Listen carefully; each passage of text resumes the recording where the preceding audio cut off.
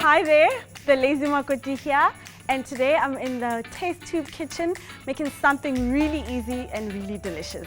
I'm going to show you how to make my dombolo, but we're going to put a nice twist to it. I'm going to add some frozen corn and it's going to be so delicious.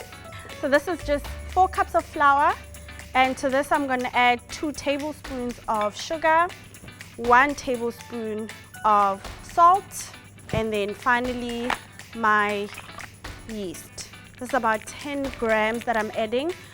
So now I'm just gonna add in my water. This is just normal tap water. Little by little, I've added about 2 cups of water. Then I'll maybe do a 1/4 cup more. So this is the dombolo recipe, but some people call it ujekle. Pretty much just the same recipe. And then now, before I start kneading, I am going to add our star ingredient, that is our frozen corn.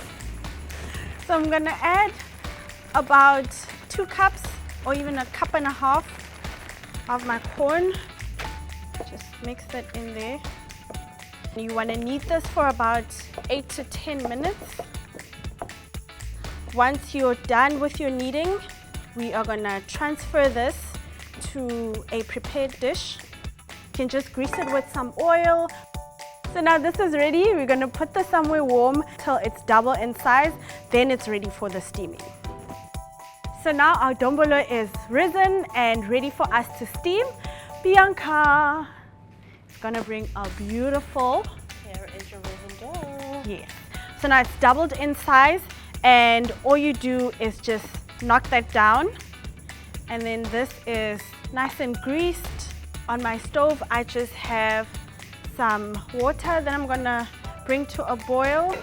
So not too much water, just till about there, so that when it boils, the water doesn't get inside and wet your dombolo.